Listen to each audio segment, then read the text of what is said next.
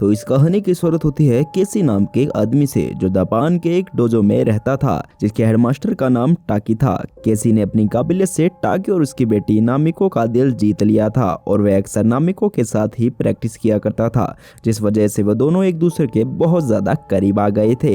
टाकी भी इस बात को बहुत जल्दी समझ गया था और इसीलिए उसने उन दोनों को सिर्फ मार्शल आर्ट पर ध्यान देने को कहा। एक रात टाकी ने अपने कमरे में रखा एक बक्से को खोला जिसमें कई साल पुराना प्राचीन विश्व रखा हुआ था। असल में यह एक खास सूट था जिसे पीढ़ी दर पीढ़ी मास्टर अपने सबसे काबिल स्टूडेंट को देता था। जापान में निंजा को 15वीं सदी से ही काफी ताकतवर योद्धा माना जाता था और समय समय पर उन्हें अलग अलग कामों के लिए चुना भी गया और निंजा अक्सर जहर को एक हथियार की तरह इस्तेमाल किया करते थे। टाकी जानता था कि उसके मरने के बाद उसके किसी न किसी स्टूडेंट को बिस्सू की रखवाली तो करनी ही होगी और वह कौन होगा इसका चुनाव टाकी को ही करना था। इसीलिए अगले दिन उसने अपने सभी स्टूडेंटों को मिलने के लिए बुलाया, जहां उसने सबके सामने बताया कि मेरे हिसाब से केसी और माजिको डोजो के सबसे काबिलियत निंजा हैं और उन्हीं में से एक को बिस्सू की जिम्मेदारी दी जाएगी। पर मासाजुको इस बात से बिल्कुल भी खुश नहीं था क्योंकि वह खुद को केसी से ज्यादा काबिलियत और ताकतवर मानता था और साथ ही उसे केसी और नामिको के बीच बढ़ती करीबी से भी बहुत ज्यादा जलन होती थी।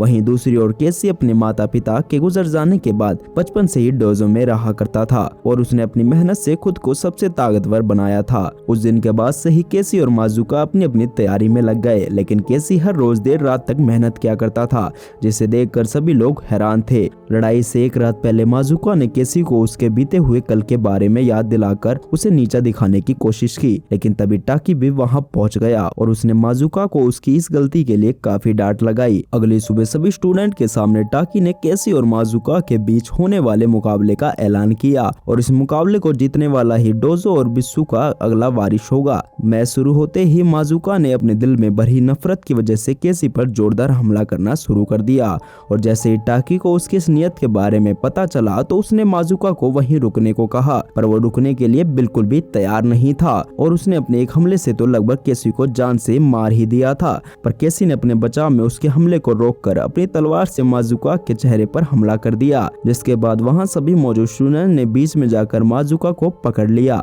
माजुका के ऐसे बर्ताव से टाकिया ने उसे डोजो से बाहर निकालने का फैसला किया, जिससे माजुका बिल्कुल भी खुश नहीं था और उसने एक दिन पूरे डोजो से बदला लेने का वादा किया। फिर हम कुछ साल बाद देखते हैं कि यूएस में रिंग नाम के एक खास ग्रुप की मीटिंग चल रही थी, जहां उसके नए सदस्यों की छाती पर उनका निशान बनाया जा रहा था। वहीं दूसरी ओर रशिया की दो सबसे बड़ी कंपनियों का रिंग के साथ एक विवाद चल रहा था और इसीलिए खास निंजा को कंपनी के हेड्स को मारने का आदेश मिला। ये निंजा कोई और नहीं बल्कि माजुका ही था, जिसने बड़ी ही आसानी से अपना काम पूरा कर दिया। कुछ दिनों बाद ही डोजो में टाकी ने सभी लोगों को इकट्ठा किया क्योंकि वो अब अपने कंधों से बिस्सू की जिम्मेदारी हटाना चाहता था और उसके मुताबिक बिस्सू को अब उसके अगले वारिस के हवाले करने का समय आ गया था। पर तभी माजुका भी वहां पहुंच गया और वह चाहता था कि टाकी उसे ही बिस्सू दे, पर टाकी ने उसे ऐसा करने से साफ इनकार कर दिया। उसने माजुका को फौरन वहां से चले जाने का हुक्म दिया, पर माजुका ने उसे फिर से याद दिलाया कि अभी तो जा रहा हूँ लेकिन बदला लेने जरूर आऊंगा। उसकी बात सुनकर टाकी समझ गया था कि जल्द ही उनके ऊपर हमला होने वाला है और इसीलिए उसने बिस्सू को संभालने की जिम्मेदारी केसी को दे दी, क्योंकि उसके मुताबिक सिर्फ केसी ही नामिको और बिस्सू का ध्यान रख सकता था। जिसके बाद केसी और नामिको बिस्सू को लेकर न्यूयॉर्क पहुंच गए, जहां उन्होंने टाकी के एक पुराने दोस्त प्रोफेसर गैरिसन की मदद से बिस्सू को यूनिवर्सिटी में छुपा दिया। वहीं दूसरी ओर माजुका अपने हमले की तैयारी कर रहा था, पर टाकी पहले से उसकी नियत के बारे में जानता था और इसीलिए वह पूरी तैयारी के साथ साथ माजुका का इंतजार कर रहा था। वहीं दूसरी ओर केसी अमेरिका में बेफिक्र होकर गैरिसन को अपने बचपन की कहानियां सुना रहा था। उसी शाम माजुका ने डोजो पर हमला कर दिया और देखते ही देखते उसने सभी स्टूडेंट को मार गिराया। जिसके बाद वह अपने मास्टर टाकी के पास पहुंचा। उसको बिस्सू को न्यूयॉर्क में होने की खबर नहीं थी, इसलिए वह टाकी को खत्म कर बिस्सू को अपने साथ ले जाना चाहता था। पर थोड़ी देर बाद वह समझ गया कि वह इतना ताकतवर नहीं है कि टाकी को हरा सके, इसलिए उसने कमरे की लाइट बंद कर अपने नाइट विजन का इस्तेमाल किया। टाकी भी ध्यान लगाकर अपनी शक्तियों का इस्तेमाल करने की कोशिश कर रहा था, पर तभी मासाजुका ने उसके गले पर जहर से भरी हुई सुई मार दी, जिसके बाद टाकी को उसे डोजो में रखने के फैसले पर पछतावा होने लगा। पर माजुका को अब इस बात से कोई भी फर्क नहीं पड़ता पड़ता था और उसने एक ही बार में टाकी को खत्म कर दिया। उसी बाद नामिको भी अपने पिता को फोन कर रही थी, जिसकी घंटी मासुका को सुनाई दी और जब उसने फोन पर गेरेसिन का नाम देखा तो वह तुरंत ही समझ गया कि बिस्सू को न्यूज़ में पहुंचा दिया गया है और उसने तुरंत ही अपने ग्रुप रिंग में फोन कर गेरेसिन के बारे में पता लगाने को कहा। अगले सुबह गेरेसिन के बारे में पता चलते ही माजुका वहां मौजूद सभी लोगों को खत्म कर चला गया।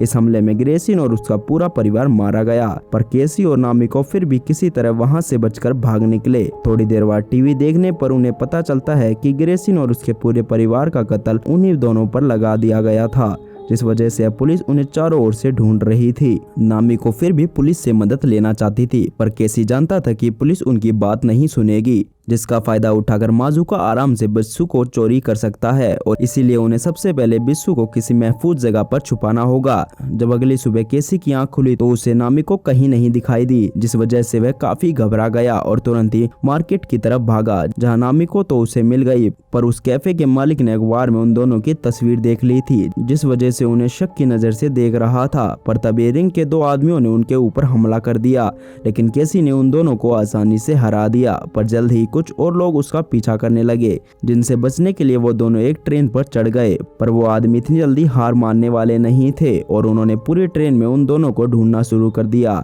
जल्दी उन्हें केसी और नामिका मिल भी गए और फिर ट्रेन के अंदर ही लड़ाई शुरू हो गई, लेकिन उन दोनों ने भी इतने साल डोजो में झक नहीं मारी थी। वो दोनों कमाल के योद्धा थे जिन्होंने रिंग के सभी आदमियों को हरा दिया।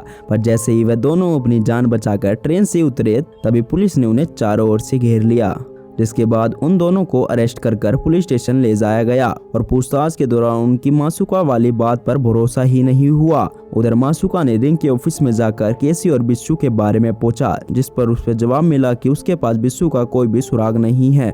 और दूसरी तरफ केसी भी अब पुलिस की हिरासत में था और यह सुनकर मासुका को बहुत ज्यादा गुस्सा आया और उसने अपने एक आदमी को सबके सामने मार डाला और साथ ही उसने उन सभी को जान से मारने की धमकी देते हुए जल्द से जल्द बिस्सू को ढूंढने को कहा। और उसी रात मासुका नामिको का वकील बनकर पुलिस स्टेशन गया, जहां अंदर जाते ही उसने पुलिस स्टेशन की बिजली काट दी और अंधेरे होते ही उसने एक एक करके पुलिस ऑफिसर को मारना शुरू कर दिया।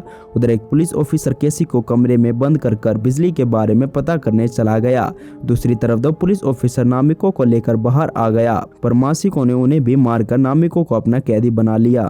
केसी भी किसी तरह अपने हाथ खोलकर कमरे से बाहर निकल आया, लेकिन फिर उसकी नजर वहां पड़ी लाशों पर गई और उसी वक्त उसके सामने वह पुलिस ऑफिसर भी आ गया। इधर केसी वहां से भागने की कोशिश में लगा ही हुआ था कि तभी माजुका ने उस पर हमला कर दिया, पर केसी ने किसी तरह उन पुलिस ऑफिसर की जान बचा ली, जिसके बाद माजुका नामिको को लेकर वहां से भाग गया। अब तो पुलिस ऑफिसर भी समझ गए थे कि केसी बिल्कुल निर्दोष है, इसीलिए उसने केसी को जाने की इजाजत दे दी। माजुका ने नामिको को कोई कंजा जगह पर रखा हुआ था, जहां उसने टाकी के कत्ल के बारे में बताया। उधर केसी को एक हमलावर से रिंग के बारे में, जिसके बाद वह तुरंत ही रिंग के ऑफिस में पहुंच गया, जहां कुछ आदमियों को मारने के बाद उसने रिंग के मालिक मिस्टर कोल को कैदी बना लिया और फिर उसने कोल के फोन से ही माजुको को फोन कर एक समझौता किया, जिसके मुताबिक माजुका बिस्सू के बदले में नामिका को वापस करने वाला था। जिसके बाद केसी तुरंत ही यूनिवर्सिटी गया, जहां उसने बिस्सू की पूजा कर उसे जिंदगी में पहली बार पहना और उधर मिस्टर कोल ने अपने आदमियों को केसी और माजुका को मारने का आदेश दिया। थोड़ी देर बाद माजाजुका नामिको को लेकर केसी की बताई हुई लोकेशन पर पहुंचा, जहां पहुंचते ही केसी ने बिस्सू के डब्बे को नीचे लाते हुए उसे नामिका को आजाद करने को कहा, लेकिन असल में वो डब्बा बिल्कुल खाली था, जिसे देखते ही माजुका गुस्से से भर गया और तभी उसके सामने केसी आया, जिसने बिस्सू पहना हुआ था। पर उनकी लड़ाई शुरू होने से पहले ही रिंग के आदमियों ने उन पर हमला कर दिया, जिसके बाद उन तीनों ने एक साथ मिलकर रिंग के सभी आदमियों का मुकाबला किया। नामिको ने बिस्सू में मौजूद एक खास तीर कमान का इस्तेमाल कर रही थी और तीनों ने एक साथ मिलकर बड़ी ही आसानी से रिंग के सभी आदमियों को खत्म कर दिया। जिसके बाद माजुका और केसी आपस में लड़ने लग गए, पर इसी बीच माजुका ने एक पाइप से नामिको को वही जहर वाली सुई मारी जिसका इस्तेमाल उसने टाकी को मारने के लिए किया था, और इस जहर का एंटीडोट भी उसी के पास था और उसने जानबूझकर केसी की आंखों के सामने वो एंटीडोट जमीन पर गिरा दिया। जिसके बाद माजुका ने खुद को गायब करने की खास टेक्निक का इस्तेमाल करते हुए केसी पर हमला करने की कोशिश की, पर केसी ने जवाब में टाकी की द्वारा सिखाई निंजा टेक्निक का इस्तेमाल करते हुए माजुका को एक गहरा घाव दे दिया। इसके बाद वो तुरंत ही नामिको के पास पहुंचा, जो अब तक बेहोश हो चुकी थी, और तभी उसे याद आया कि एक बार टाकी ने उसे बताया था कि बिस्सो की तलवार मारने और बचाने दोनों के काम आती है। उसने तुरंत ही अपनी तलवार के हैंडल से एंटीडोट निकाला और नामिका को पिला दिया, जिसके पीते ही वो वापस होश में आ गई और वहां से जाने से पहले केसी ने माजुका को खत्म कर दिया। अगली सुबह एक पुलिस ऑफिसर उनसे मिलने आया, जिसने उन्हें बताया कि उन दोनों को ग्रेसी ने और उसके परिवार के कत्ल में निर्दोष घोषित कर दिया है। साथ ही पुलिस ने मिस्टर कोल को अरेस्ट कर रिंग के सारे ऑपरेशन को चकनाचूर कर दिया था। जल्द ही वो दोनों वापस जापान आ गए और उन्होंने डोजो की जिम्मेदारी अपने कंधे पर उठा ली। तो दोस्तों, अगर वीडियो पसंद आई तो लाइक जरूर करें और चैनल को सब्सक्राइब करना बिल्कुल भी ना भूले। तो चलिए हम मिलते हैं अपनी नेक्स्ट वीडियो के साथ। अभी के लिए बाय बाय।